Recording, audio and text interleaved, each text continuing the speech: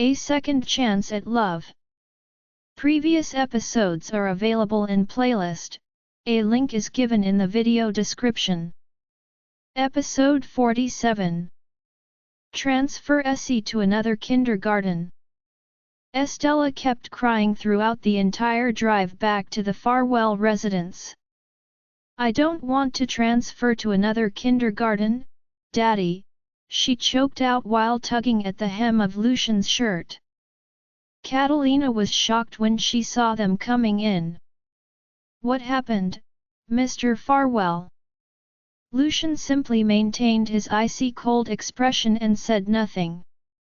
Hoping that Catalina would help her out, Estella turned toward her and said, "I don't want to transfer to another kindergarten, Miss Catalina. Transfer to another kindergarten?" Catalina was confused. "If I recall correctly, the kindergarten that Ms. Estella attends is invested by the Farwell family. Why would she need a transfer?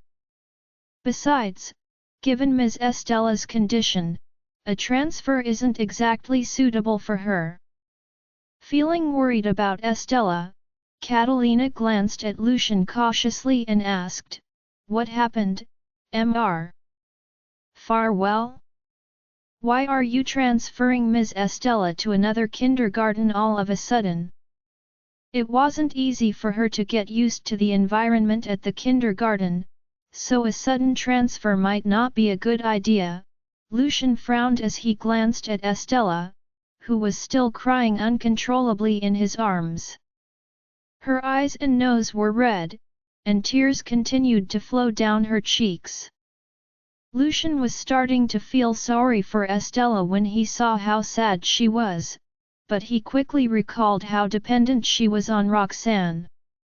"If Roxanne has truly given up on me, then she will never become Estella's mother.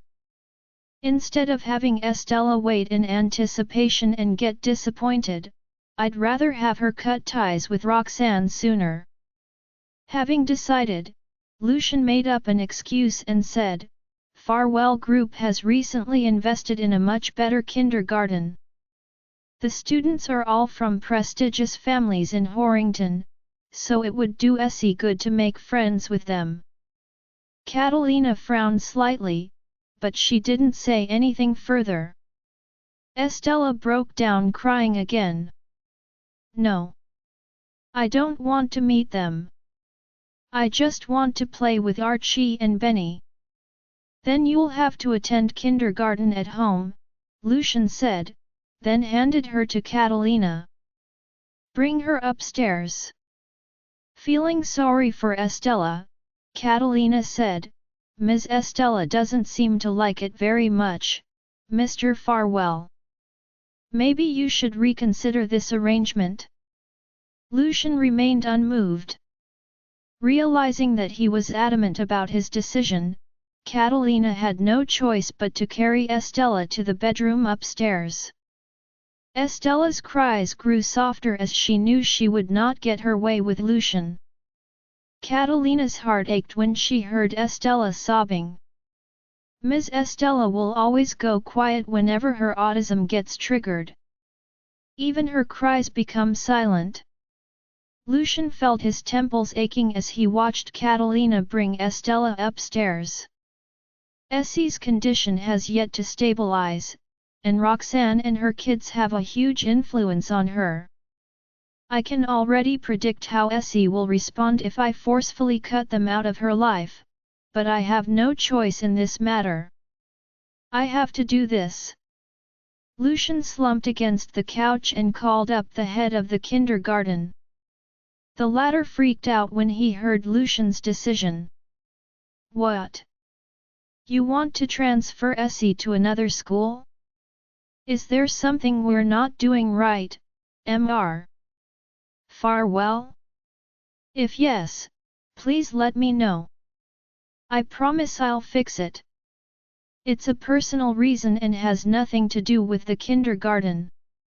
"Don't worry, Farwell Group will not withdraw its funding," Lucian replied calmly. Feeling relieved, the head of kindergarten then agreed to his request and took care of the transfer procedures. It pained her. Meanwhile, Archie and Benny were standing next to Pippa at the kindergarten. "Where did Essie go, Ms. Ward?"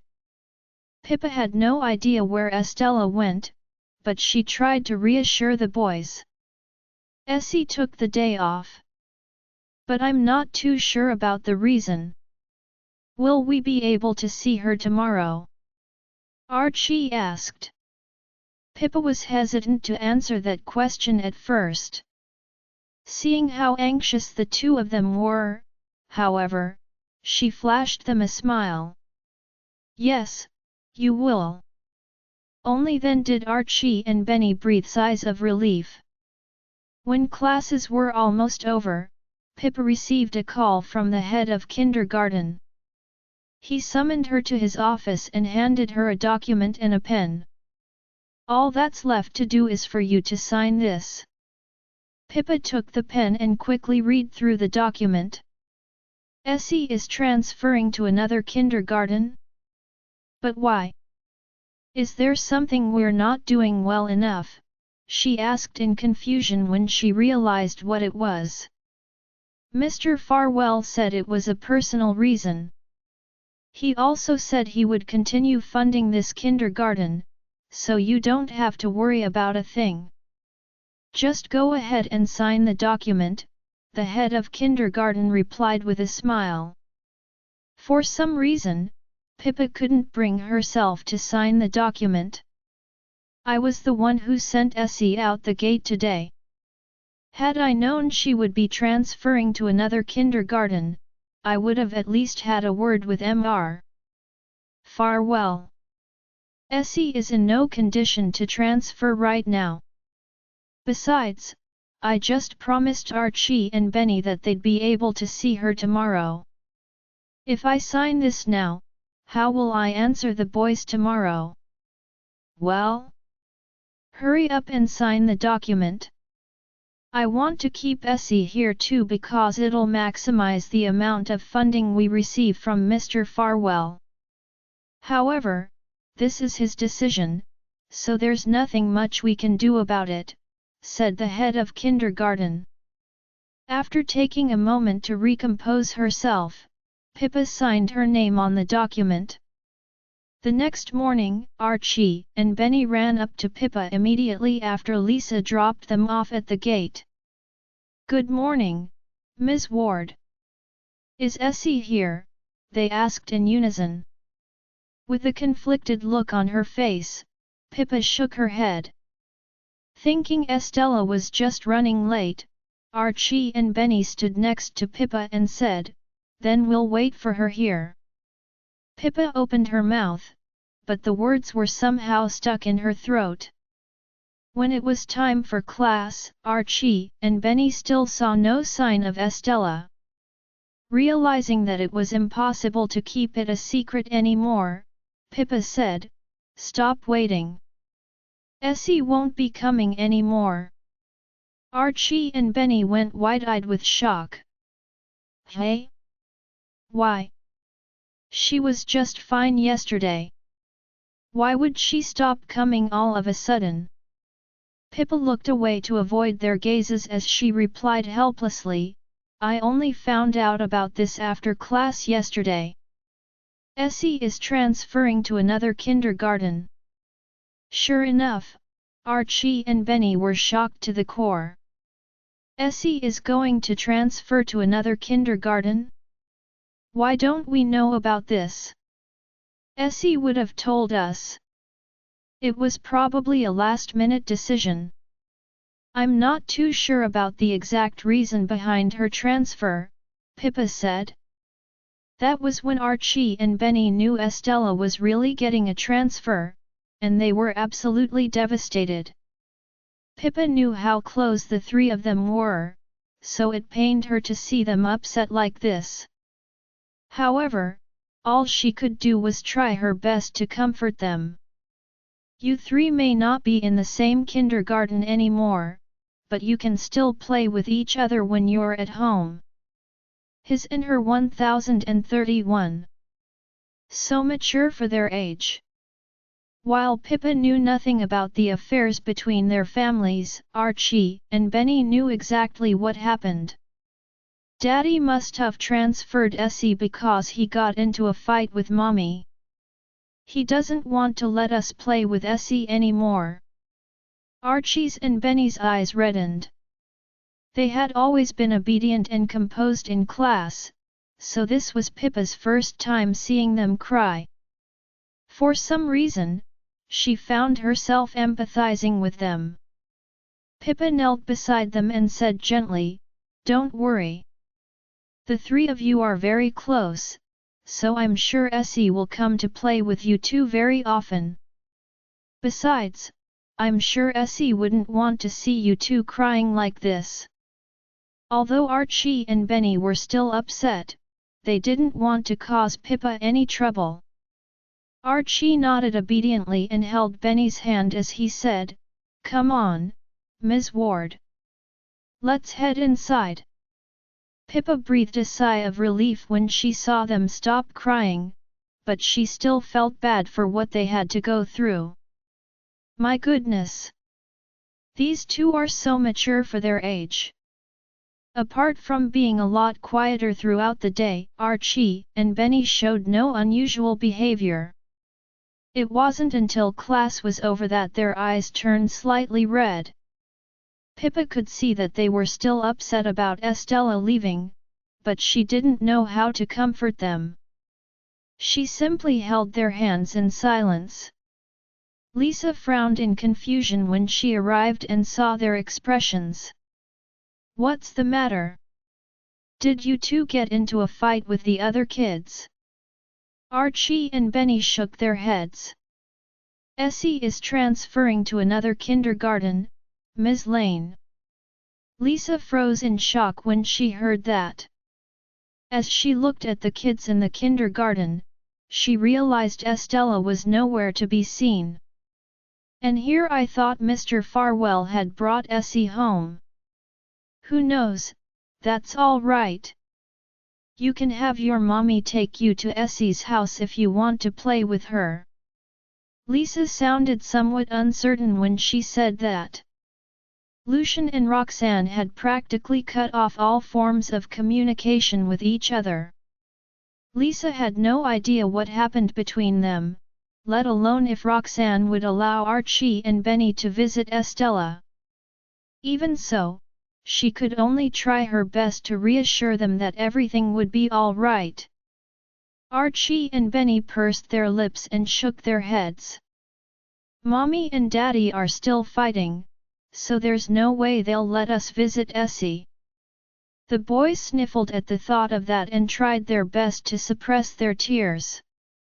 Unsure of what she could do to comfort them, Lisa could only let out a helpless sigh in response.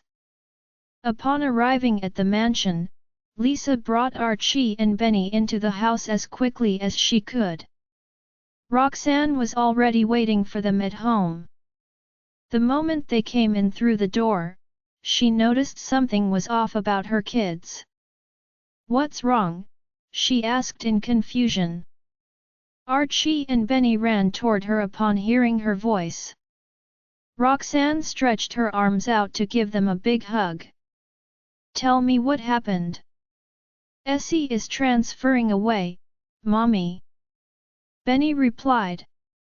Roxanne's expression and arms stiffened. "I should have separated you two. Archie and Benny told me that Essie took the day off yesterday afternoon. I assumed Lucian had something urgent to do, so I didn't give it much thought. Who would have known Essie would be transferring away the next day?" After taking a moment to recompose herself, Roxanne asked, "Did she cry?" Estella had cried a lot when Archie and Benny had been expelled, so she assumed Archie and Benny would also feel upset about her leaving. Benny shook his head. "We didn't get to see Essie. It was Ms. Ward who told us about it. They didn't know if Estella had cried about her transfer." It wasn't until they heard Roxanne's question that they realized Estella was probably just as upset as they were, if not more. Archie and Benny tugged anxiously at Roxanne's shirt. "Let's go visit Essie, Mommy. She must be really sad right now." Roxanne wanted to visit Estella too, but the mere thought of heading over to the Farwell residence reminded her of what she had seen that night. Lucian and Aubrey were chatting happily outside the mansion. "That's probably why Lucian decided to get Essie transferred, hey. Aubrey never liked us being close to Essie. If Lucian decides to be with her, then it's only natural that he prioritizes her feelings. I feel really bad for Essie, though. I wonder if she has accepted Aubrey." Roxanne snapped out of her train of thought when she heard Lisa let out a helpless sigh. She glanced in Lisa's direction in confusion, only to see her shake her head before she entered the kitchen.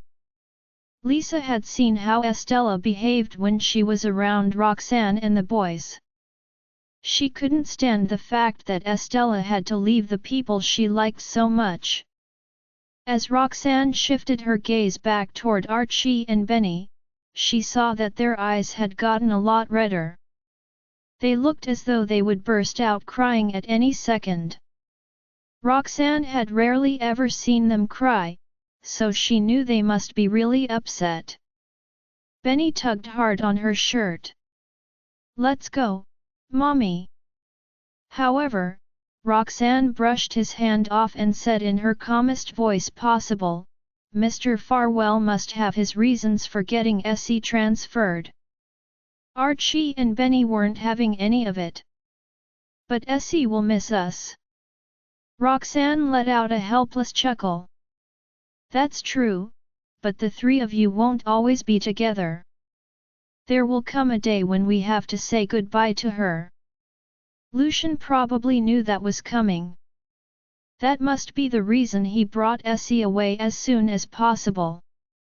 Roxanne continued, "Even if Essie didn't transfer to another kindergarten, I would still be bringing you two overseas with me after my work here is done." Archie and Benny were at a loss.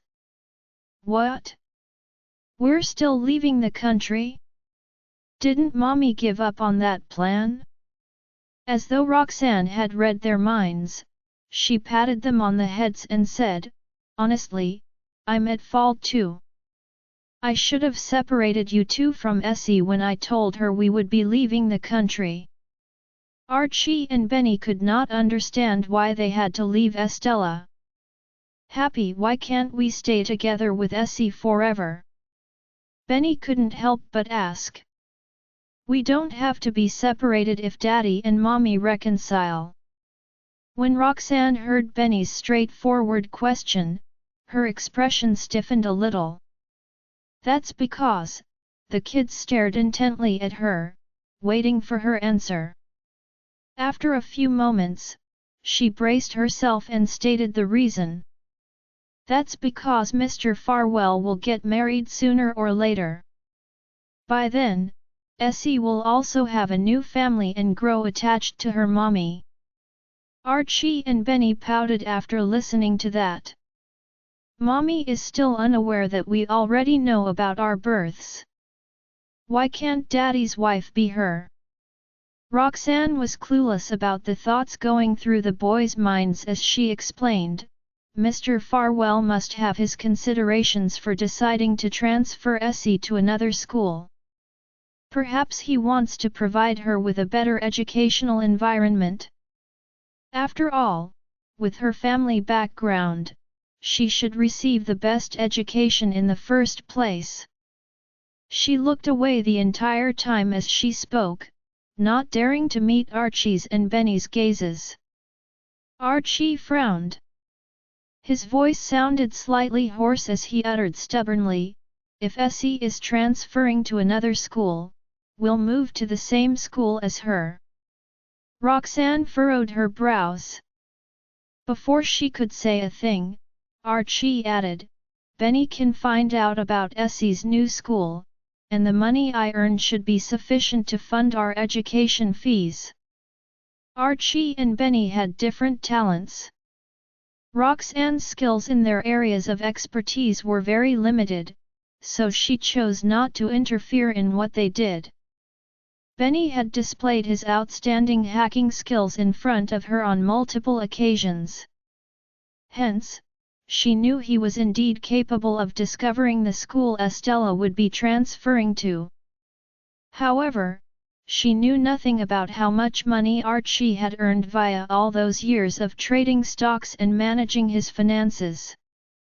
With Benny's computer skills and Archie's wealth, they didn't need her support at all to execute their plan. Therefore, Roxanne didn't know what her stance was on refusing them. As a result, she was left with no alternative but to say, "What if I don't agree?" A solemn expression spread across Archie's little face.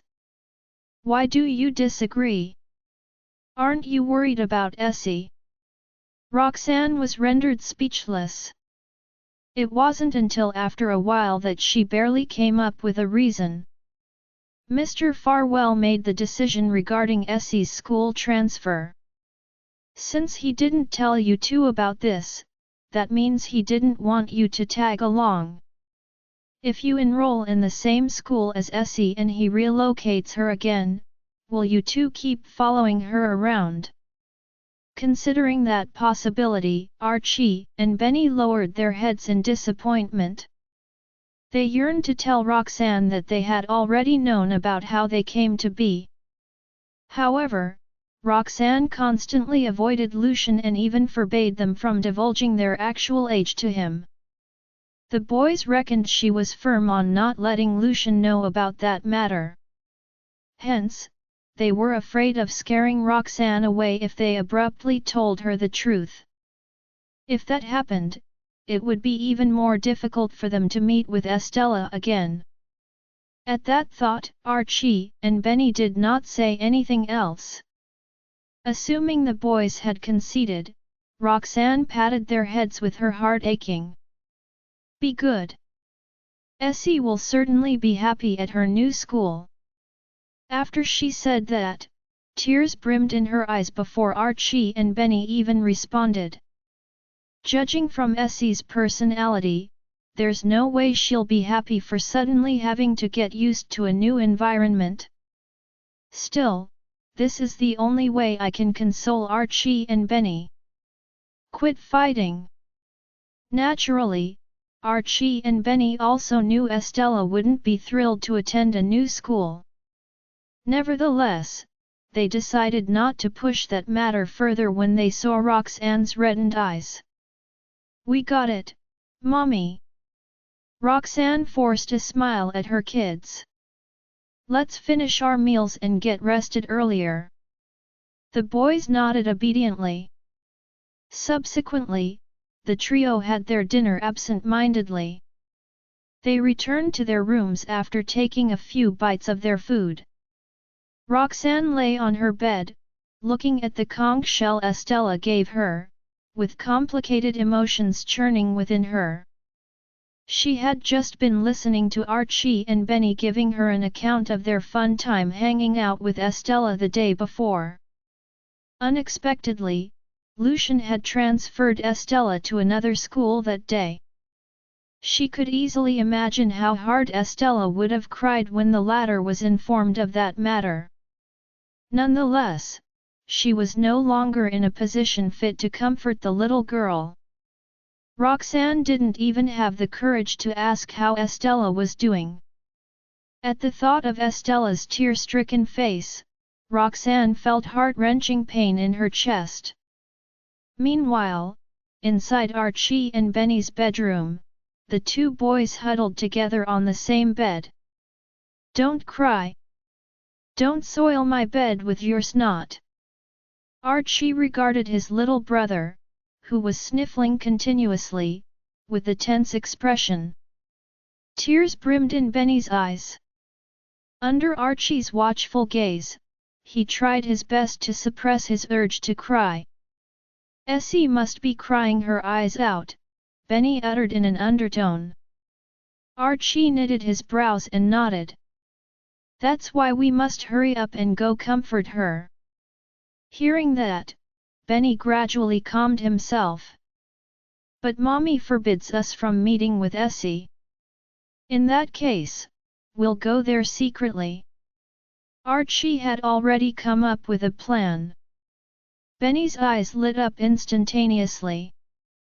They sat up on the bed and discussed their escape plan in hushed tones. Mommy is busy with work these days, so she won't pay attention to us when we're at school. We'll apply for a leave of absence from Ms. Ward to meet with Essie.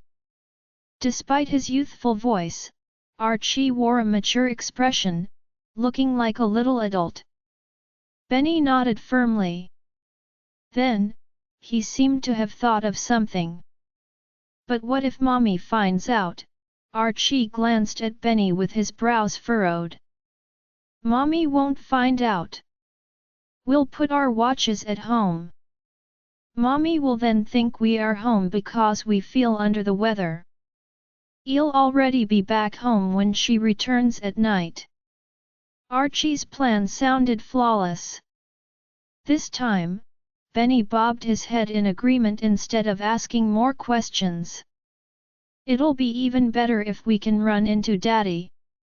Even if they managed to cheer Estella up, Archie and Benny would still be powerless to change anything if Lucian was adamant about moving her to a different school.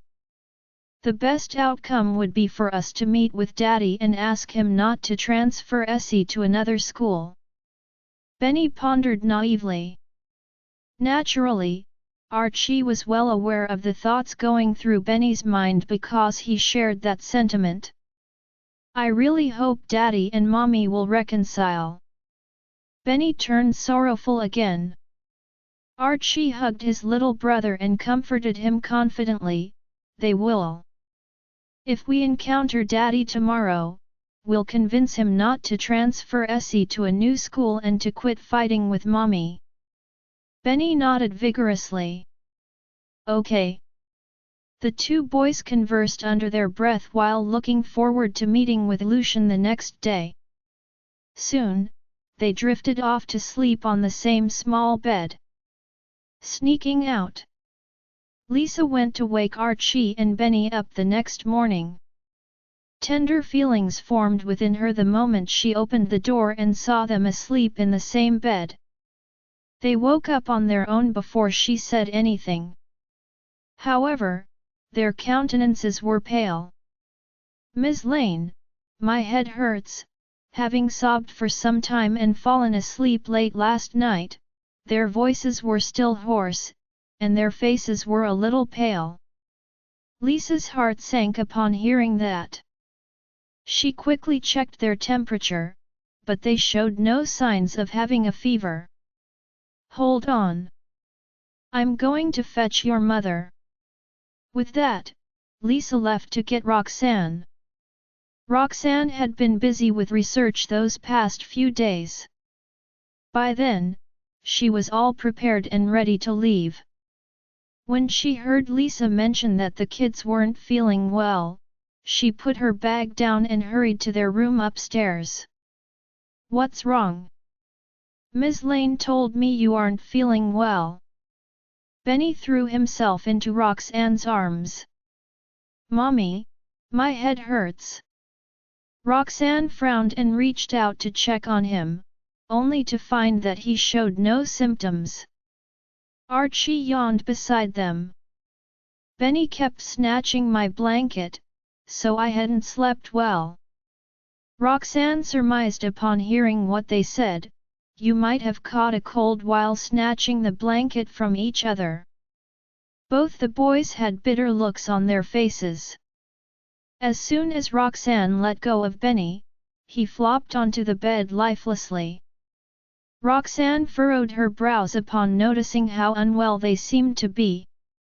I'll let you take a day off from school so you can get some rest at home. The boys nodded and agreed with that.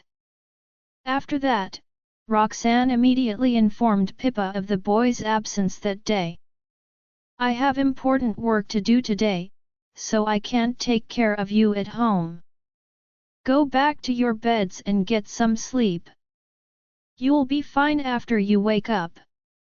It would be to their benefit that she left them alone at home, so they nodded meekly after hearing that. "Ms. Lane will take good care of us," Archie answered in an adorable voice. Roxanne nodded and turned to give Lisa some instructions before standing up to leave. When they figured that Roxanne would have gone some distance by then, they turned to look at Lisa. "What is it? Are you hungry?" Lisa looked at them with concern. They shook their heads. Lisa was slightly confused as she continued guessing, then. "Are you missing your mother? She has an important job. Our heads hurt, Ms. Lane. We're also feeling tired and want to sleep." They cut her off before she could finish her sentence. Benny held his head with a pitiful expression on his face. Upon hearing that, Lisa stopped mid-sentence and changed the topic. "Then get some rest. I'll get you when it's time for lunch." Archie added, "We might be sleeping in until the afternoon. You don't need to wake us if we don't get up when you knock on our door." Lisa mulled over what Roxanne had said to her before leaving. In the end, she nodded in acquiescence. After Lisa left the room, Archie and Benny scrambled up from bed. They seemed to be fine enough, given how lively they were. They tiptoed out of their room and took a peek downstairs. Lisa was busy with chores in the kitchen. Upon seeing that, they crept down the stairs from the second floor and made their way to the foyer. They snuck out of the building one after the other after Archie unlocked the door of the mansion discreetly. Lisa seemed to have noticed the sounds at the door while working in the kitchen. The door was shut tight when she checked on the living room. Assuming that she was hearing things, she re-entered the kitchen. Her friends, Archie and Benny, hailed a taxi as soon as they successfully snuck out of the mansion. Initially, the driver was hesitant to drive both children upon seeing them. However, he glanced at the residential area where they came running out from and started the engine immediately after they informed him of their destination. "This will earn me a lot, given how rich their parents are." All the while, neither of the boys was aware of the driver's thoughts as they focused on coming up with excuses for when they met their father. After a while, the car stopped in front of the Farwell residence. The driver looked at the entrance of the house while waiting eagerly for someone to come out and pay him. Archie took out $100 from his small backpack and handed it over to the driver. "You can keep the change." The price meter indicated that the trip would cost them $60, but the kids didn't feel like getting their change back in their eagerness to meet up with Estella. Meanwhile, the driver was startled by the relatively small amount he got.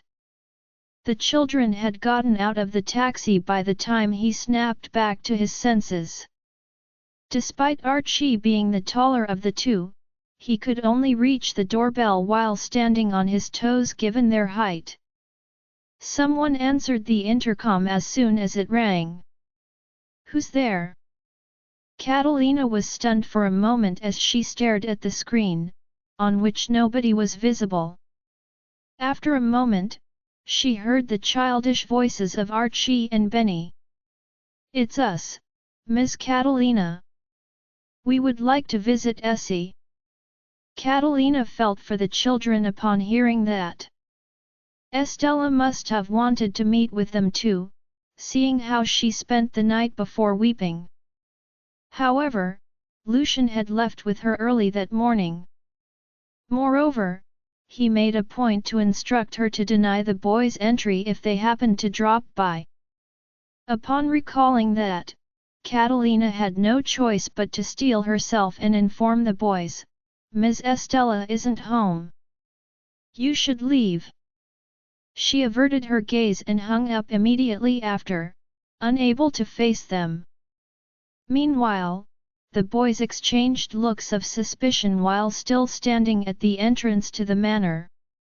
Refusing to believe Estella wasn't home, they opted to think that Lucian had had Catalina deceive them. Upon reaching that conclusion, they gave up on entering through the front door and went around the manor instead. The manor premises were surrounded by fences. While it might be a bit of a squeeze, the boys could make it through the gaps in the fences if they tilted their bodies sideways. Soon enough, they secured the blind spot of the surveillance cameras and squeezed their way through the gap with all their might. While it was easy to get onto the property, that wasn't the case when it came to entering the mansion.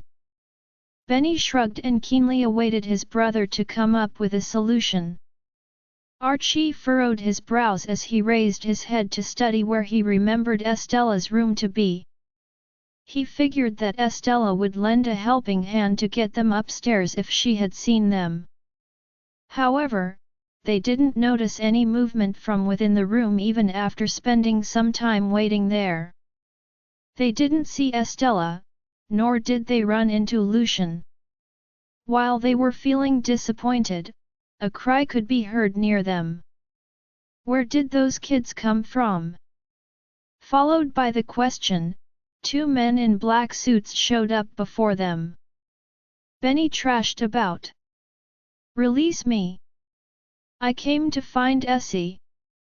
The bodyguards ignored his yells while bringing the children to the entrance, ready to report back to Lucian. Catalina just so happened to come out at that moment. She felt sorry for the boys when she saw what had transpired. "You don't have to report this to Mr. Farwell. They're Ms. Estella's friends." The bodyguards deferred to her but were confused nonetheless. "Catalina, they snuck in through the fences."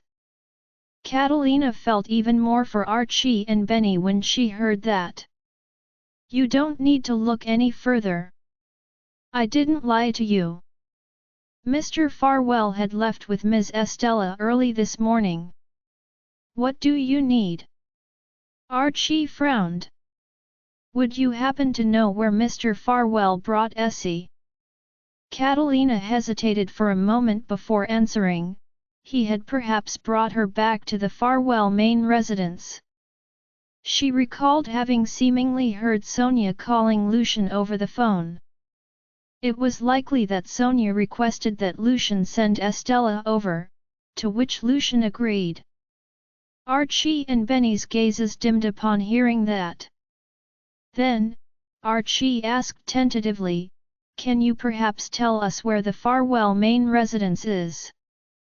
Catalina realized they must be planning to go after Estella by going to the Farwell main residence, which was a huge distance away from where they currently were at. While Catalina didn't know how they managed to find their way to the manor from their dwelling, she couldn't let them go to the Farwell main residence alone as things were.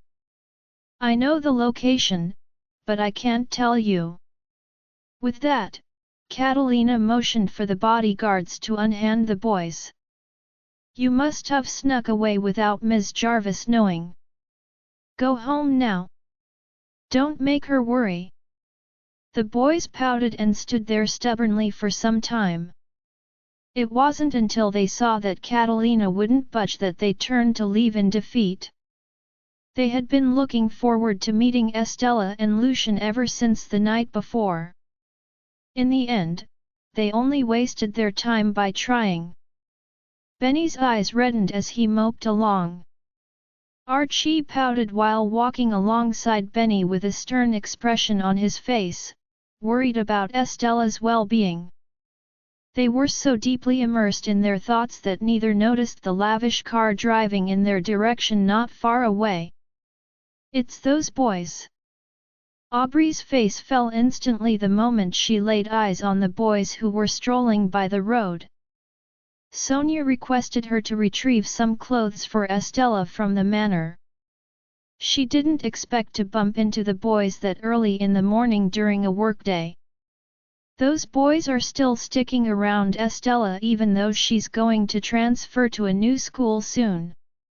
This is revolting.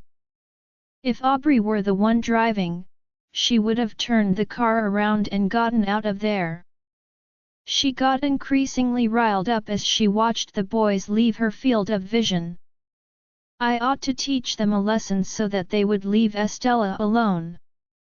As Aubrey thought that, she seemed to remember something. Turn around and go back to the small plaza just now, she ordered the driver. The driver deferred to her, turned the car around, and went back where they came from. Soon, the car pulled over opposite a small plaza. Aubrey glanced at the plaza from afar and smiled in satisfaction upon noting that the people she had been looking for were still there. Wait here while I head over there for a moment. With that, Aubrey put on her sunglasses and face mask. Then, she took her cane with her before crossing the road fully disguised. A few hooligans were playing cards at the small plaza across the road. Without warning, a shadowy figure hovered above their heads, followed by a woman demanding in a cocky voice, "Do something for me." They stopped in their motions and stood up with livid faces upon hearing that. "Who the heck are you to order us around?" The woman before them fished out a stack of cash as soon as they said that. "I'll offer you more after you've accomplished the task." Aubrey tucked the money into the hands of the boy nearest to her. The boy's expressions changed as soon as they saw the money. "Tell us what you need to be done." Aubrey sneered and whispered a few words into their ears. "Release my brother." The hooligans seemed surprised after hearing what she told them and glancing at the stack of cash they were offered. "Are you sure we're going after 2 kids?" Given the huge amount Aubrey offered, they suspected she was messing with them and assumed she would have them fight some trained fighters. To their surprise, Aubrey frowned impatiently. "Are you taking on this task or not?" "Fine with me if you don't." They agreed with it immediately and pointed in the direction that Aubrey had indicated to them. "Over there, right? We'll head over there right now." With that, they sprinted in Archie and Benny's direction. Aubrey was feeling self-conceited as she watched the hooligans spring into action and imagined the trouble the 2 young boys would soon be in. All the while, Archie and Benny had no idea what they would soon be facing. Benny lamented with a troubled look on his face, "Archie, does this mean we won't get to see Essie again?" Estella was sent to the Farwell main residence, but neither of them knew where it was. Not even Benny knew what to do despite his hacking skills. Archie furrowed his brows. "It won't come to that. Essie is smart, so she'll also be thinking of ways to contact us." The brothers chatted while approaching the roads. The Farwell residence occupied a huge plot of land and was located in a remote area, so they would only arrive at the main roads with more traffic after walking some distance. They only covered a small distance before a few tall young men showed up in front of them. Benny was still thinking about Estella with his head hung low. However, Archie stopped in his tracks warily and raised an arm to stop his brother from walking any further. Benny raised his head to check on what was happening with slight confusion. "This is all the money we've got. I can get more at home if you need more." Archie was well aware that they stood no chance against the hooligans, so he took out all the cash he had in an attempt to strike a deal with them as calmly as possible. The boys only took with them 200 in cash for taxi fares, and they only had 100 left after their first ride. The hooligans took in the bill Archie held while approaching the boys and snickered upon recalling having been offered a stack of cash by Aubrey. "Kid, we don't hold a grudge against you, but since we've taken the money," Archie backed away slowly while shielding Benny behind him and gave Benny a push when he heard that. "Run!" With that, he followed suit and fled.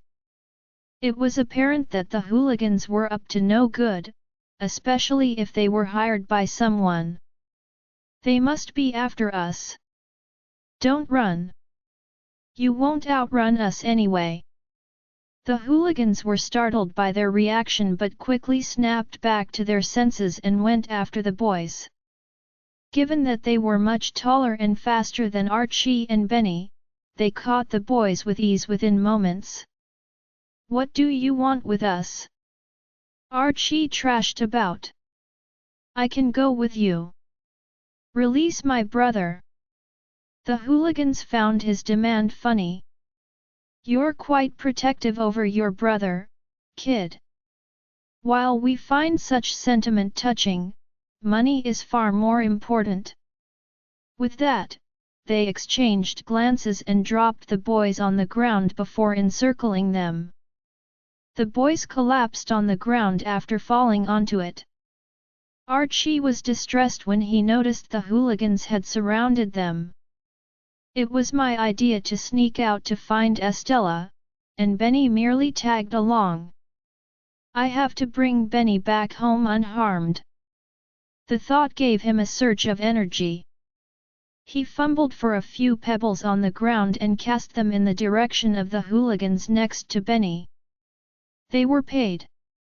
A furious roar rang out next to his ear the next second. "This runt! How dare you fight back!" The hooligan covered his eyes in pain after taking Archie's retaliation. He was enraged. Hearing his angry roar, the rest immediately grew wary. Despite the hooligans being wary of their little tricks, Archie and Benny still dared to resist them. The pebbles on the floor shot at the hooligans continuously. They were afraid of being hit in their eyes too, so they instinctively dodged the rocks aimed at them. With that, there was an opening for the brothers. Archie reacted quickly and got up, stuffing some rocks into Benny's hand before they slipped out through the opening between the hooligans. Behind the brothers, the hooligans snapped back to their senses before sprinting after them. Archie ran ahead while also turning back to launch the rocks at the group of hooligans to slow them down. Archie and Benny used all their might to continue running toward the crowded place ahead of them.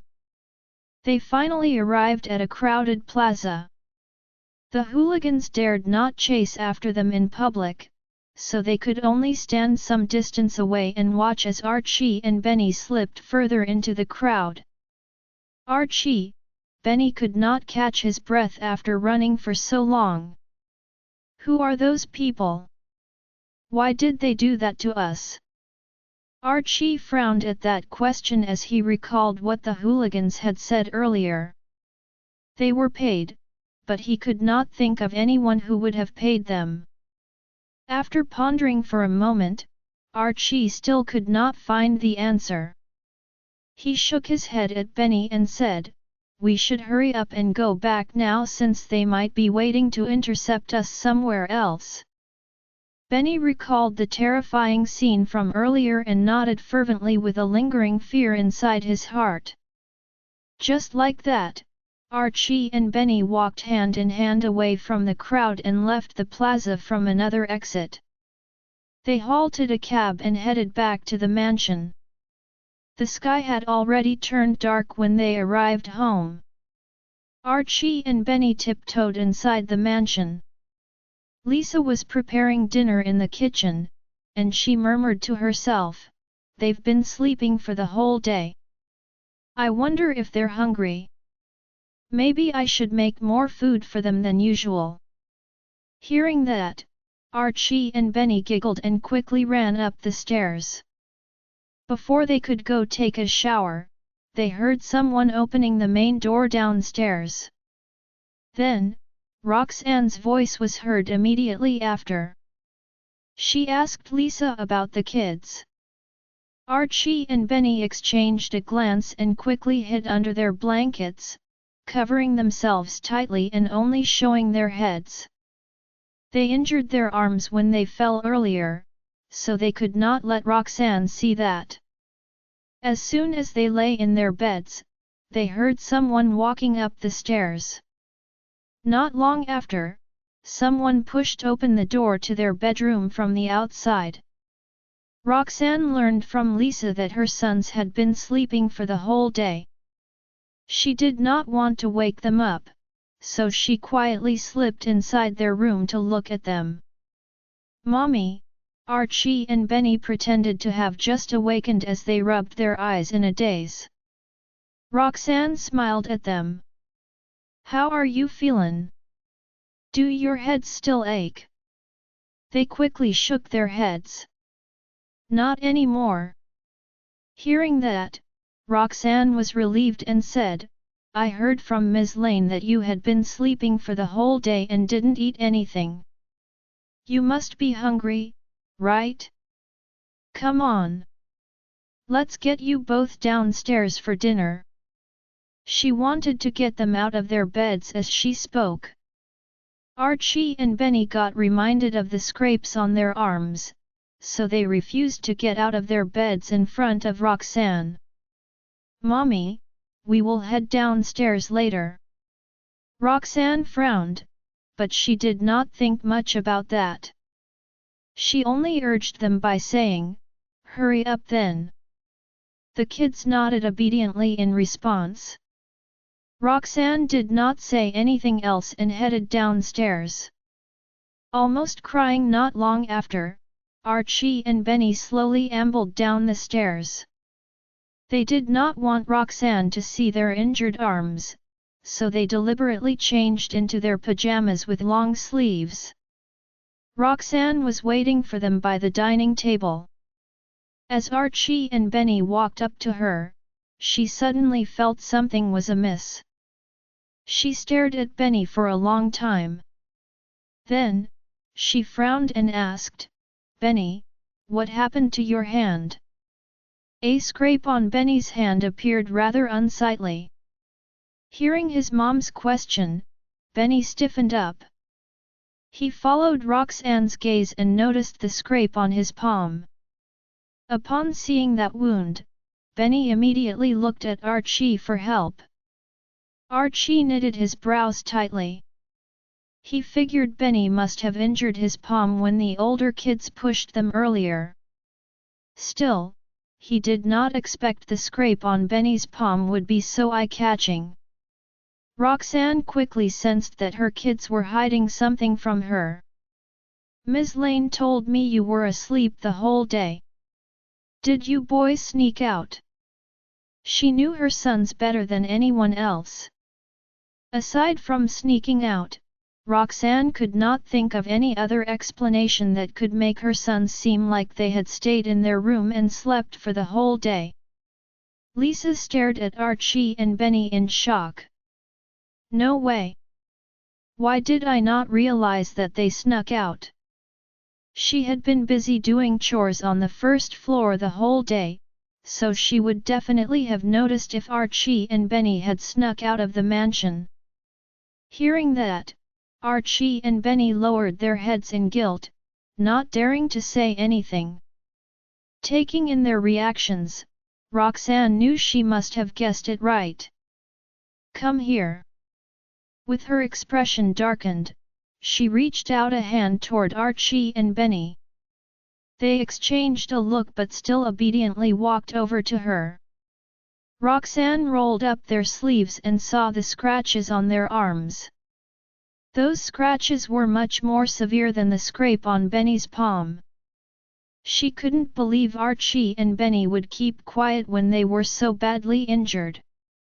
Looking at their scrapes and apologetic faces, Roxanne could not stop her eyes from turning red. What happened to you boys? Why are you so badly injured?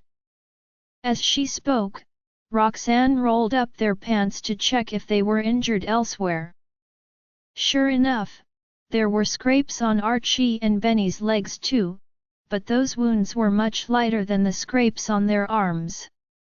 Archie did not want to worry his mom, so he said, "We accidentally fell." Benny nodded in agreement. Hearing that, Roxanne changed her expression a little. "Where did you fall?" They pondered for a long moment before saying guiltily, We were climbing the wall at Essie's place, and we accidentally fell from there." Roxanne helped them dress their wounds. When she heard their explanation, she paused. "I'm a doctor, and I know very well how you could have gotten these injuries. You can't get such injuries from falling from a high place." Archie and Benny exchanged a guilty look after Roxanne exposed their lies so quickly. Still, they dared not tell her that some older kids almost beat them up. They knew they had angered her enough for sneaking out to find Estella. If she found out some older kids almost beat them up, she would only be more worried about them. "Do you think I will not worry about you just because you refuse to tell me the truth?" Roxanne frowned and stared at them. She had been protecting her sons since they were younger and had never let them suffer even the smallest of injuries, let alone severe ones like these. Yet, her kids were injured this time without her knowing. Subconsciously, Archie and Benny raised their gazes at Roxanne. They noticed Roxanne's eyes had turned terrifyingly red, as though she was on the verge of breaking down in tears. His in her 1041. "Too late, Mommy." The kids leaned on Roxanne's knee anxiously as they said, "We're fine, Mommy. Don't worry about us." Roxanne's expression darkened as she examined the wounds on their arms. "I know you're all missing Essie, and I don't blame you. But take a look at your injuries. Why did you lie to me?" She could tell that the injuries weren't the result of a simple fall. Furthermore, it was unlikely for both kids to fall at the same time. Noticing their mother on the verge of tears, Benny glanced at Archie guiltily and muttered in a low voice, "We bumped into a few older kids along the way, and they chased after us." He then explained further, "Thank goodness Archie was there to defend me, and we were able to return home." Seeing that Benny finally told the truth, Archie decided to shoulder the blame himself. "If anyone is to blame for this, it's me, Mommy. I was the one who wanted to bring Benny out." Roxanne's gaze darkened. "Why would they chase after you? Were they trying to rob you?" Just when Archie was about to speak, Benny blurted out, "No." Archie wanted to give them some money, but they declined. They even claimed to have already received their payment. Upon hearing those words, Archie quickly shot Benny a look that made the latter shut his mouth meekly. "I suppose it was just an accident." Archie added nonchalantly, "Maybe they mistook us for someone else. We didn't know them at all." Still, Roxanne had already thought of something. Forcing a smile at the boys, she said, "Okay. Come here and let me bandage your wounds. After that, I'll take you both out to dinner." Archie and Benny dared not to say anything further as they let Roxanne dress their wounds. After she was done, Roxanne reminded the kids to be careful with the injuries before heading upstairs to call Lucian. Meanwhile, in the Farwell residence, Lucian felt exasperated as he watched Estella, who was having another autistic episode. In front of him, Sonia patiently held Estella in her arms as she tried to coax her to speak by offering her snacks and toys.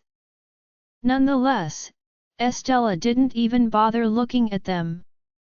She simply lowered her head and fiddled with her fingers. "Essie, are you happy that you're attending a new school next week?" Sonia asked, grinning widely at Estella. Estella had a reaction right after her new school was mentioned. She merely pouted in reluctance. Lucian frowned, wanting to persuade his mother. "Since Essie isn't willing to attend school, let's just homeschool her instead." Sonia shot him a glare and said, "I have already found a good school for Essie. If she continues to behave like this, she will need to interact with people more often." With that, she continued playing with Estella, who was still in her embrace. Sonia was not discouraged at all despite Estella ignoring her. She was content as long as Estella was away from Roxanne, Archie, and Benny. Lucian was about to say something further when the phone on the table suddenly rang. After seeing the caller ID on the phone, his eyebrows furrowed. Immediately, he grabbed the phone before Sonia could notice the name. "Let me take this call outside." Sonia gave him a dubious look as she watched him leave the room. "I wonder who's calling him. Why is he acting so mysterious?" As he stood in the courtyard after emerging from the mansion, Lucian frowned heavily while he stared at the phone, which was still vibrating in his hand. "The only reason she's calling at this hour is to check on Essie's condition." At that thought, Lucian's lips curled into a wry smile. "Isn't it a bit too late for her to be concerned about Essie now? I should not be asking this." Roxanne waited for quite a long time, but no one answered the phone. After that, the call was disconnected. If it were in the past, she would never try calling back. But this time, since it was about Archie and Benny, she had no choice but to make the call again. It took Roxanne several tries before the other end finally answered the call. "What is it, Ms. Jarvis?" Lucian's voice was extremely cold and hostile, a far cry from his usual tone of speech. Roxanne couldn't help but freeze for a brief moment before she remembered the purpose of her phone call. "Mr. Farwell, why do you always involve the children in matters between us adults?"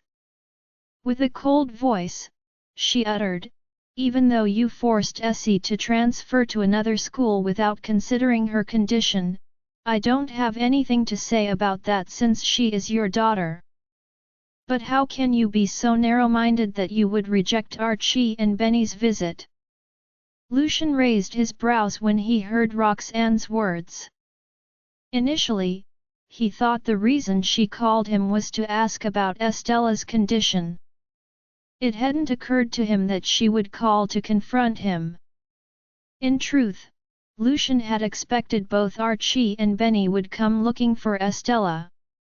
Still, he never thought they would come so early to see her. Realizing that, Lucian's gaze was filled with mockery. "You've used Archie and Benny before, so there's no guarantee you won't do it again. I'm just taking precautions, that's all. Is there a problem with that?" Roxanne was at a loss for words. She knew Lucian was referring to the previous incident in which Archie and Benny had gone looking for Estella without her knowledge. Despite the fact that the incident had not been resolved, Roxanne had no intention of explaining any further. "Even if that's the case, it's fine if you won't let them inside. However, you should have made sure the kids were safe and sound outside your house, Mr. Farwell."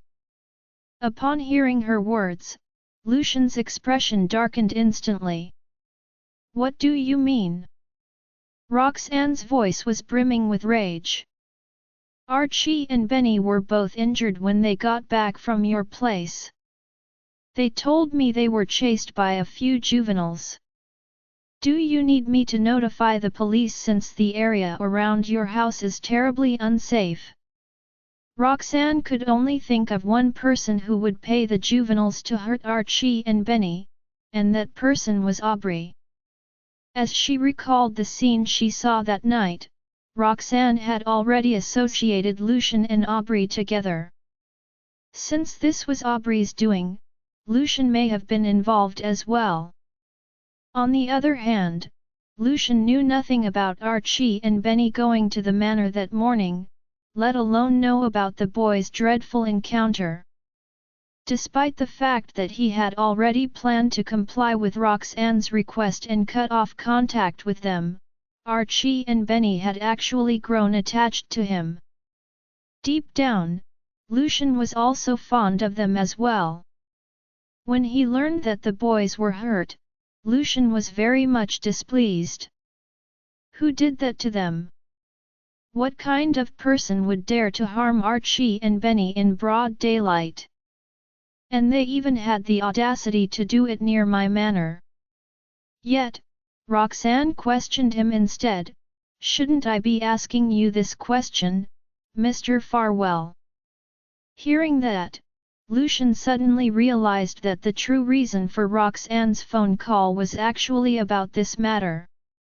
At the end of the day, both Archie and Benny's injuries happened near his residence.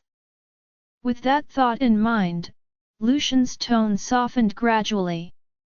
Honestly, I just found out about this. Don't worry about it. Since this incident happened on my turf, I will seek justice on behalf of Archie and Benny. I promise I shall get to the bottom of this matter. Before she could regain her senses and organize her thoughts, Roxanne had already blurted out, I hope you are a man of your word, Mr. Farwell. No matter who is the mastermind behind the attack, you should provide an explanation for the boys. After all, safety not guaranteed. Lucian furrowed his brow slightly as he sensed what Roxanne would say next would be crucial. However, Roxanne fell silent for a long while. In the end, she ended the conversation abruptly. I'll be waiting to hear from you then, Mr. Farwell. With that, she hung up the phone. Watching her phone screen fade to black, Roxanne became melancholy. She nearly revealed to him who her children's father was. It was because she was terrified Lucian would cover for Aubrey even after he found out the truth just because of their wedding. This situation would not happen if Lucian knew he was Archie and Benny's biological father. However, she only had the thought to reveal the truth momentarily. Just before Roxanne spoke, she regained her senses and swallowed her words on the tip of her tongue. Now that Lucian had decided to be with Aubrey, Roxanne felt it would only put Archie and Benny in a tight spot if she revealed the truth at this time. As a result, she snuffed out the idea right away. Meanwhile, Lucian strode back into the mansion after he kept his phone. Then, he told his mother, who was talking to Estella. I need to leave for something. Sonia nodded without saying anything in response. After that, Lucian looked at Estella with a conflicted look. Estella only looked up when Lucian entered the door and quickly lowered her head. She didn't forget to be mad at him while having an autistic meltdown. Lucian sighed softly and reminded regardless of whether she would listen, I'm going back, so be good and don't wander around. Previously, Estella had left on her own to search for Roxanne, worrying Lucian. To make things worse, Archie and Benny just encountered something terrible. Sonia glanced at him reproachfully and said, I'll take good care of Essie. Do you think everyone is like you, unable to watch over their child? Without saying anything further, Lucian whirled around and left the Farwell main residence. As soon as he arrived at the Farwell residence, he strode in. Mr. Farwell, why are you alone? Where is Ms. Estella? Catalina was preparing lunch when she saw him come home. Worried, she followed behind him as she looked for Estella. Lucian's expression darkened. Essie will stay at the Farwell main residence for the time being. After that, he asked promptly, did Archie and Benny come this morning? Feeling sorry, Catalina bobbed her head as she thought of Archie and Benny. They came to look for Ms. Estella, but I asked them to leave at your command. Why didn't you tell me? Lucian's eyes were full of anger. Hearing that, Catalina was momentarily stunned and confused. She clearly remembered Lucian telling her to ask Roxanne and the two children to leave if they ever came. Thus, she did as he ordered. What's going on? Why is he suddenly so mad? Lucian probed further. Did you know the two of them got injured while being chased by the juveniles nearby? They almost got beat up. How did that happen? Shocked, Catalina asked in distress as she looked up at him abruptly. Lucian furrowed his brows. The safety of the two children couldn't even be guaranteed in the vicinity of the Farwell residence. Catalina apologized. It was a mistake on my part. I should have asked someone to send them home. At the very least, she felt she should have watched them get into a car safely. Lucian stopped questioning Catalina and turned to look at Axel Ferguson, the head of security, who stood at the side. This happened here due to your ineffective supervision. Axel lowered his head in silence and was prepared to be punished. In need of evidence, Lucian ordered in a cold voice, you guys have 1 day to find out what happened and who dared to mess around near the Farwell residence.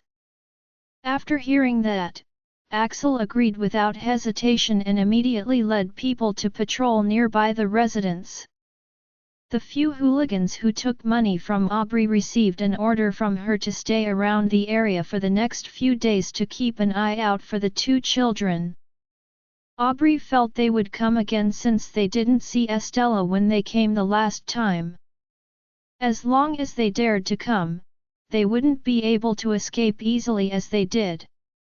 The next morning, the security team of the Farwell residence surrounded the hooligans. Please, we didn't do anything. The hooligans quickly squatted down while shielding their heads as they sensed the other party was not to be trifled with. Axel looked at them coldly. Did you people chase after two children yesterday? They exchanged glances with each other, not daring to respond first. These men in black attire were clearly after the people who harmed the children.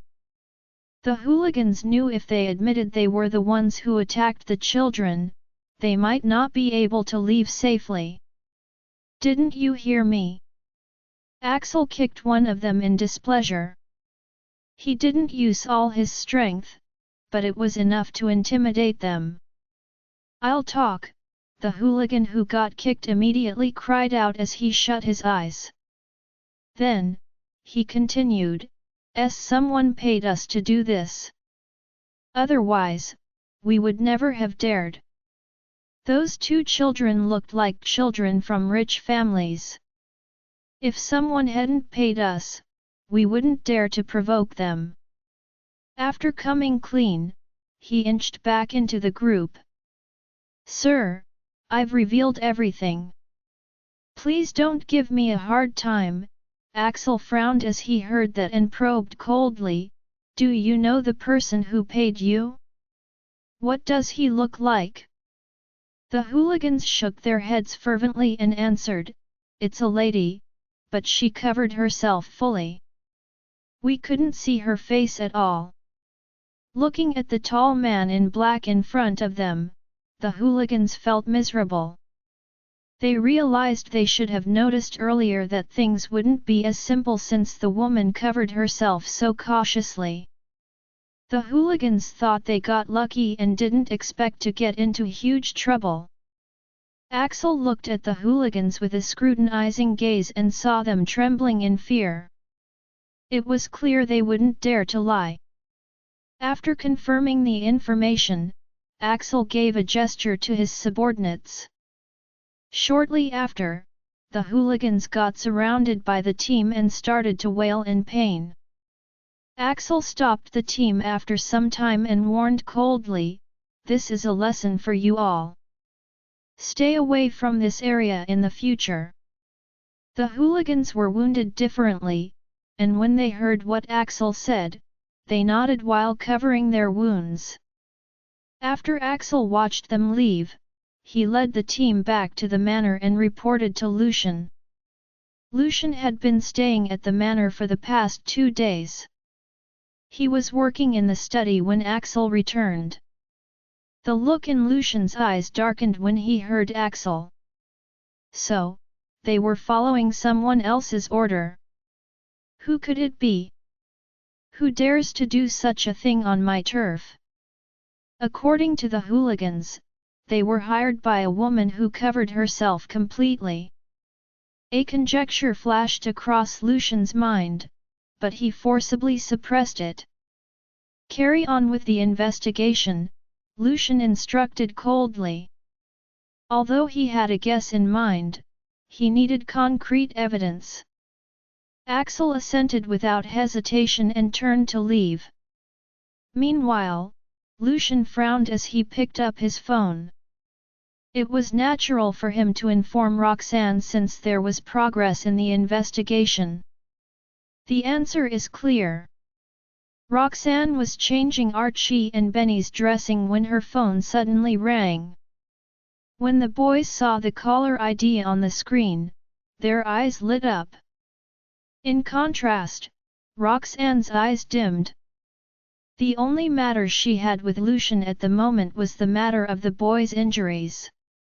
If nothing else had happened, Lucian had to be calling because he found something regarding the incident. "I wonder if he has found out who the culprit is yet." "Mommy," Benny urged. "Mr. Farwell is calling." Roxanne came back to her senses and smiled at the boys. "MHM. I'm going upstairs to take the call. Be careful of your wounds, okay?" The boys were disappointed to hear that Roxanne was not going to take the call while they were in hearing range. Nevertheless, Roxanne did not notice their looks of disappointment as she went upstairs and into the study.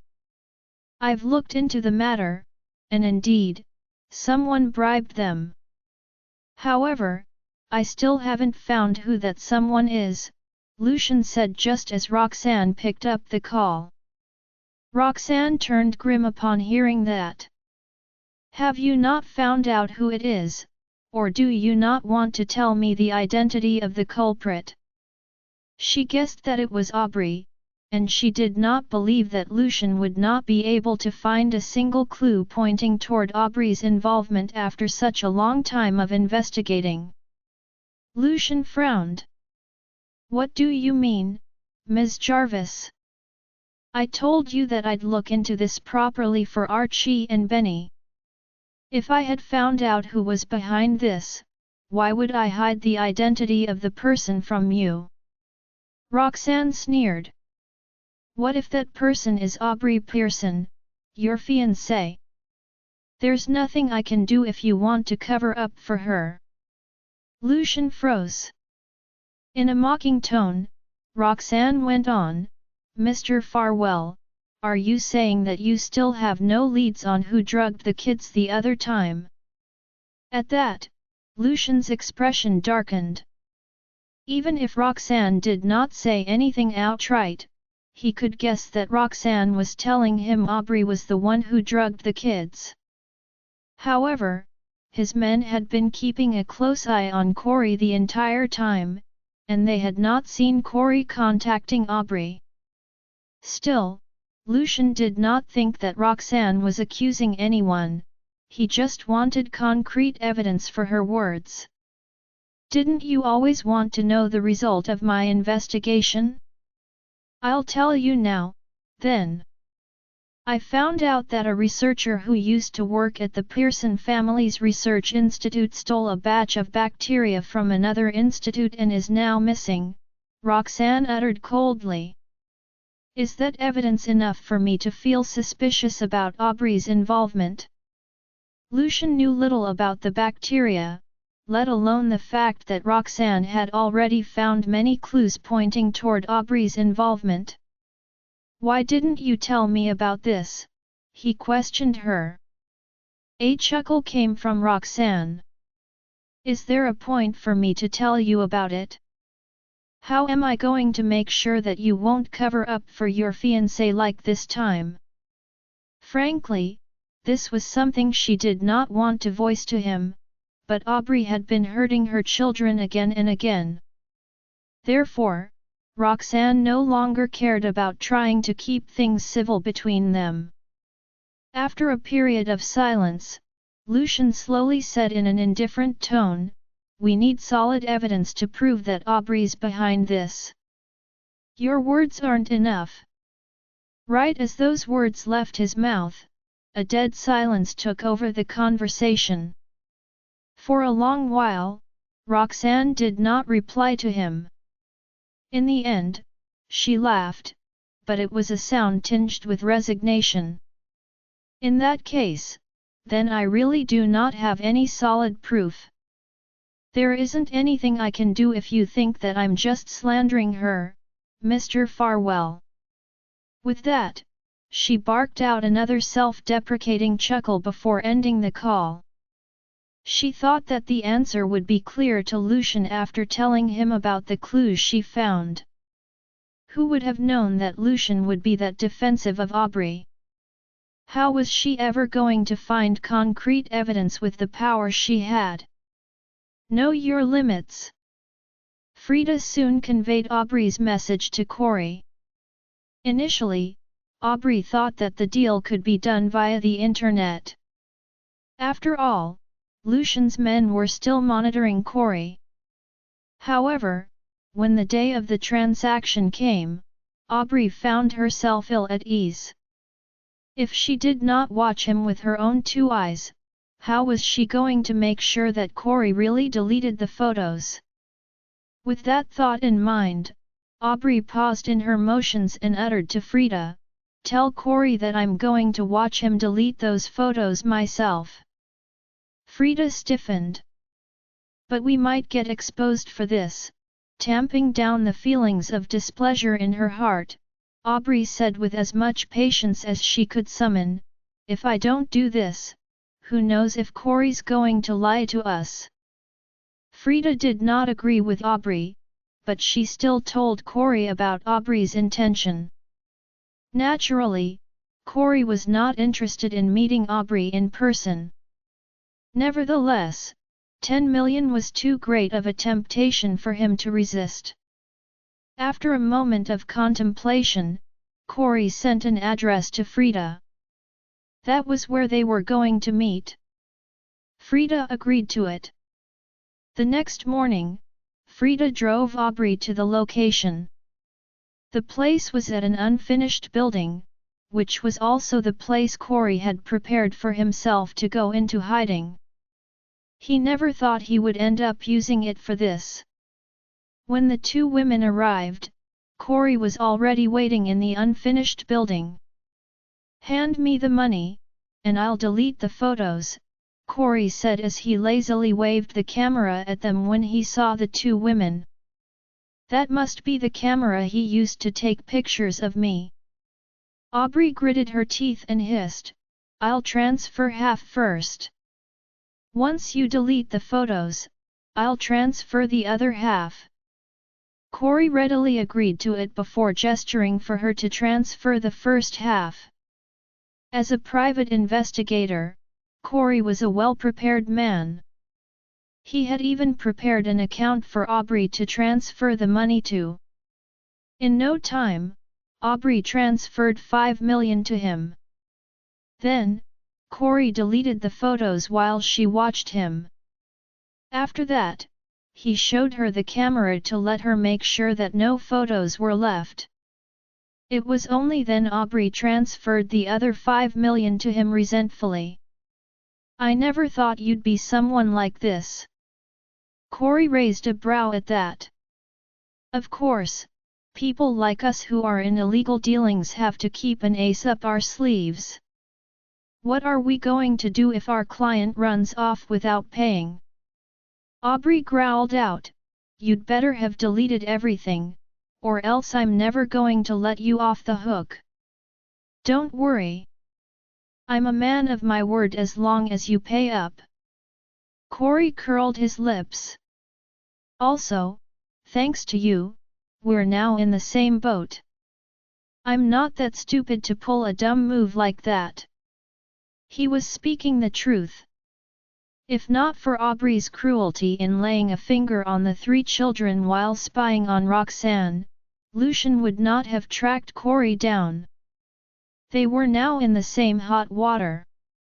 If Lucian found any concrete proof against one of them, the other would not be able to escape unscathed. The realization of that only irked Aubrey even more.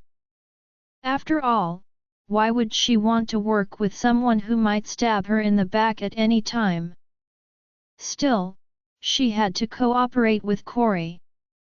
As Corey walked past them to leave, he reminded Aubrey, "As long as you know your limits and do not enrage Mr. Farwell again, you might be able to keep what happened a secret. But if you..." Was she good? On Monday, Sonia sent Estella to the new kindergarten herself. The new kindergarten was not far more luxurious than the old one. The only difference between them was the different teachers and classmates. In spite of that, Sonia was delighted with her arrangement. "My granddaughter is finally away from Roxanne's kids. She'll still be able to make new friends here, anyway."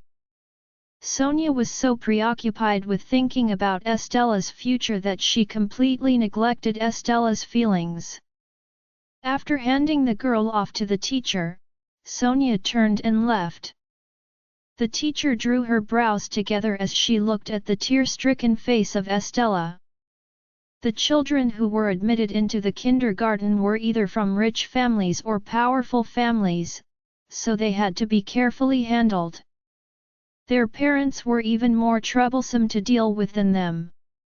If those parents were to find out that their children had cried at kindergarten, she might be fired from her job the next day. With that thought in mind, the teacher quickly crouched down to console the girl. "Be good, Essie.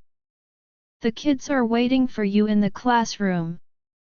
You're such a pretty girl, I'm sure everyone will like you."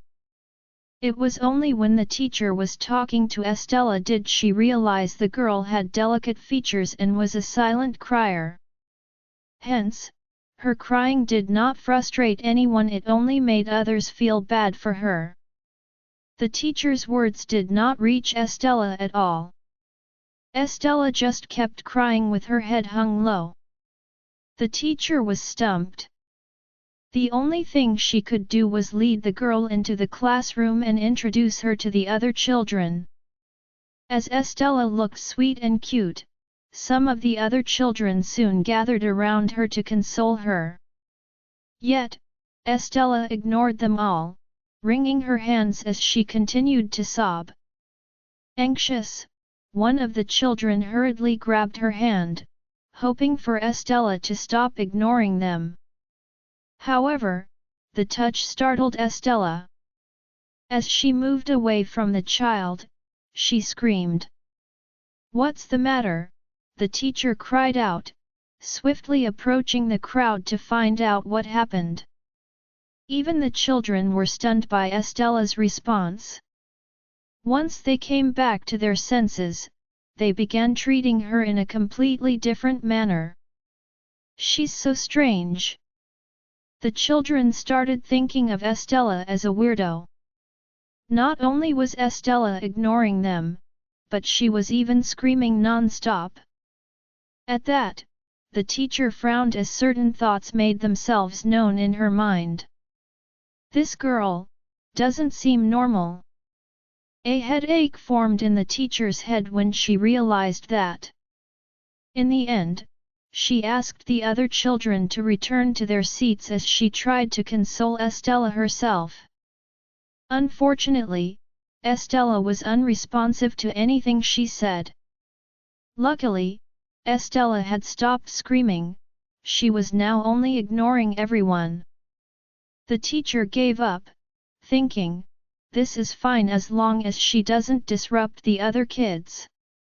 Estella barely participated in any group activities that day. Even during break times, she continued to sit on her chair in silence. The teacher started to panic but did not know what to do. When classes were over, Sonia came to pick Estella up. At the same time, she asked the teacher, "How was Essie? Was she a good kid today?" The teacher pursed her lips. She figured that Estella had some kind of psychiatric disorder, but she did not dare to say it to Sonia, a woman from a rich and powerful family. Hence, she said in as much of an indirect manner as she could, "I don't think Essie can adapt to the new environment.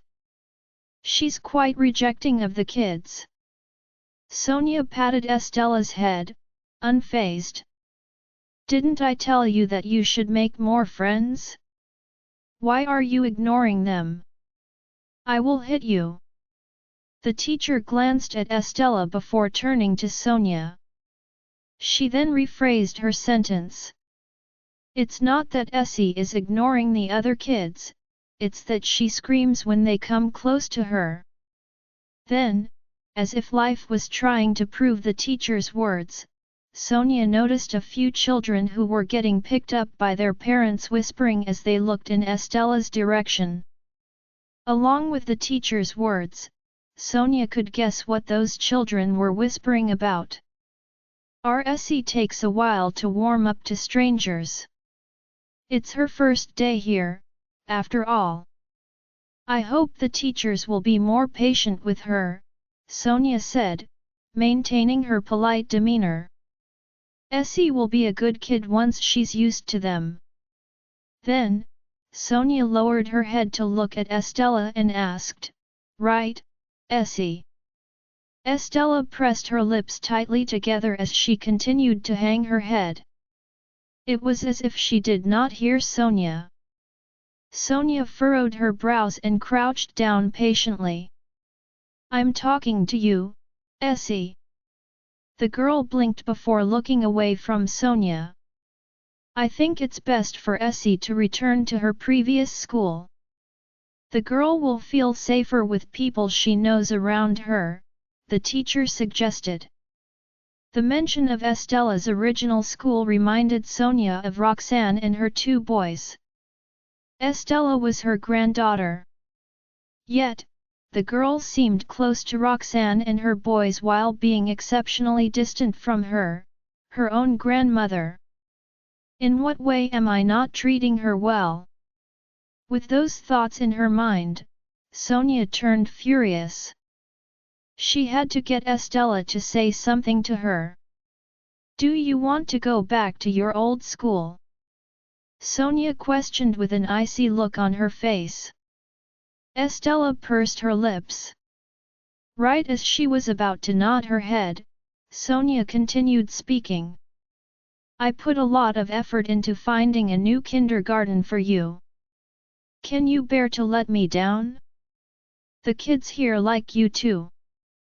As long as you can accept them, you'll surely be good friends with them, Sonia said, completely ignoring the fact that she had given Estella hope before cruelly crushing it. Tears soon sprang into Estella's eyes. Sonia froze.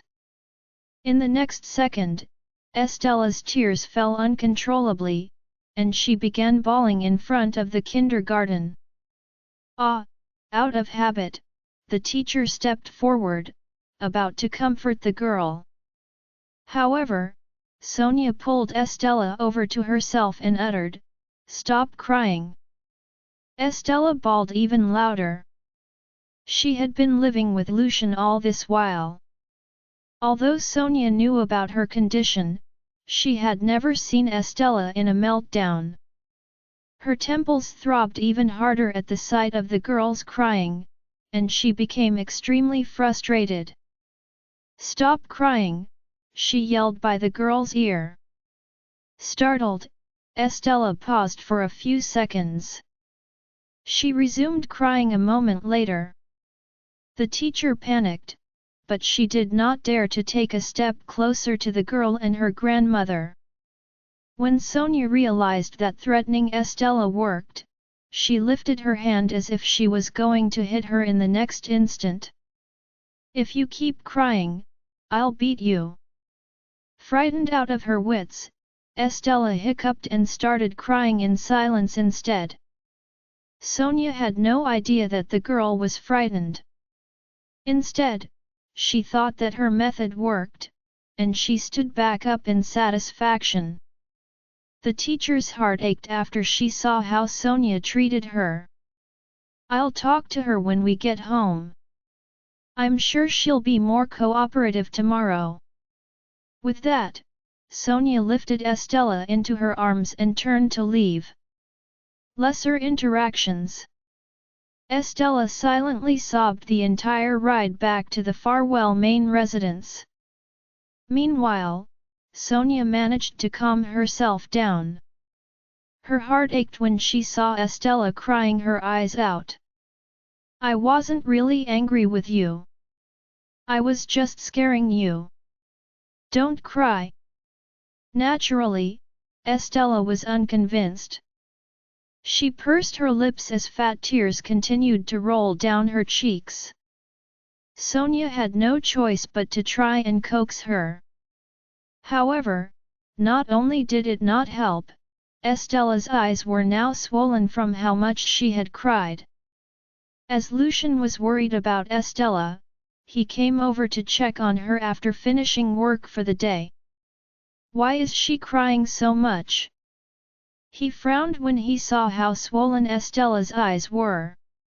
Sonia couldn't help but feel guilty. It's because she's not used to the new environment yet. After all, it's only been a day. She'll be fine after a while. Hearing that, Lucian glanced at Estella suspiciously. "I was the one who sent Essie to kindergarten back then. Because of her autism, she does not know what the outside world is like. Even if she finds herself in an unfamiliar environment, she will hide away in a corner to avoid any interaction. When did she ever cry this hard?" However, as Estella refused to speak, there was no way for Lucian to discover the truth. Since she isn't used to it, she doesn't have to go anymore. "I'll take her home and find a tutor to homeschool her." With that, he held out a hand to Estella. Although Estella was still angry with him, her dislike for Sonia was currently even stronger. She immediately hugged her daddy's arm, tears streaming down her face. When Lucian saw her reaction, he knew that his conjecture was right. My mother must have made her cry somehow. Regardless, Sonia stubbornly refused to admit it. Essie had been recovering well before, but Roxanne had to ruin it. If it weren't for her, Essie's condition wouldn't keep relapsing. She only knew Estella was now able to speak and was unaware that it was all thanks to Roxanne, Archie, and Benny. Meanwhile, Lucian was fully aware of it. If it were not for her, Estella would probably still refuse to speak. When he heard Sonia's words, he frowned deeply and retorted, "You said yourself that it was because of a change in environment. It has been a long time since Essie has had any contact with them, so what does this have to do with them?" Sonia instantly got upset. "Are you taking her side?" Lucian had already recomposed himself and looked at her with a casual expression. "I was just telling the truth." Then, he directed his attention to Estella, who was lying in his arms. After getting away from Sonia, Estella slowly stopped sobbing and relaxed leisurely against her father's shoulder. "I gave it some thought and concluded that it won't be beneficial for Essie to stay at the Farwell main residence in her current condition. You and Dad don't have any experience in taking care of her. I'd be a lot more at ease if I did it myself," Lucian said in a low voice. When Sonia heard that, her expression twisted, and she looked at him suspiciously. "What are you planning? Are you going to let Essie meet Roxanne again?" "No," Lucian replied as a frown formed on his face. Since Roxanne had already given up, her interactions with Estella would become lesser. He couldn't allow Estella to continue relying on her. Nonetheless, Sonia didn't really believe him and still insisted on making Estella stay. "Yes, we don't have experience, but we can hire a psychologist to look after her. James is the only psychologist Essie has been seeing and trusts. He also has his own responsibilities to deal with," Lucian retorted right away. In other words, he was turning down Sonia's suggestions yet again. Sonia still wanted to try and convince him, but Lucian had already turned away and left with Estella. "It's getting late, so you should get some rest. It's time for Estella to go to sleep too. Just a look." With that, Lucian strode out of the Farwell main residence with Estella in his arms. Sonia was fuming as she watched her son take Estella away just like that, but there was nothing she could do about it. For the next several days, Estella didn't go to kindergarten and just stayed home to play under Lucian's orders. She had become a lot more stable after returning to a familiar environment. Although she was still angry with Lucian, she was at least willing to speak to Catalina. Lucian was aware of her temperament. After finding out that she wasn't completely refusing to speak, he no longer tried to force her. When the weekend came around, Archie and Benny wanted to see Estella. As they didn't know if Estella had gone home or not, they were extremely worried. It just so happened that Roxanne was working overtime, and Lisa had taken leave to return to her hometown, leaving the two kids alone in the mansion. Hence, it was a lot easier for them to sneak out this time. After exiting the mansion, they called for a cab and went straight to the Farwell residence. Archie and Benny were on tenterhooks throughout the entire journey. The injuries they had sustained had not healed yet, and they didn't know if the juveniles were still there. When they thought about how they were going to be able to see Estella again, all of their fears disappeared. The car slowly rolled up at the Farwell residence's entrance. They paid the driver and ran up to the front door. With Catalina's previous words ringing in their ears, they weren't sure if they were going to be turned away at the door. Deciding not to waste any time, Archie led Benny to the gap they had snuck through the previous time. To their surprise, the gap had now been sealed, and they were no longer able to squeeze through it. "What do we do now?" Benny asked anxiously. Archie furrowed his brows. "We have no choice but to ring the doorbell. Even if Ms. Catalina doesn't let us in, it'll be fine as long as she tells us how Essie is." Hearing that, Benny nodded in agreement. They went back to the front door, and Archie pressed the doorbell, standing on his toes. It didn't take long for someone to answer the intercom. "Hello, Ms. Catalina. It's Archie and Benny. Is Essie home yet?" Archie greeted in a cute voice. The kid's obstinance caused Catalina's heart to melt. "Ms. Estella hasn't been speaking much these few days. It's obvious that she misses them. Moreover, Mr. Farwell seems to feel a bit guilty toward them because of the previous incident." With that thought, she smiled at Archie and Benny and said, "Yes, she is home. Come on in, you two." Not long after, she opened the door for the kids. There was an incredulous look in Archie's and Benny's eyes as they watched the door slowly open. Archie was the first to recover from his shock. He pulled Benny along with him as he rushed into the mansion. "Where's Essie?" Archie asked in an adorable voice.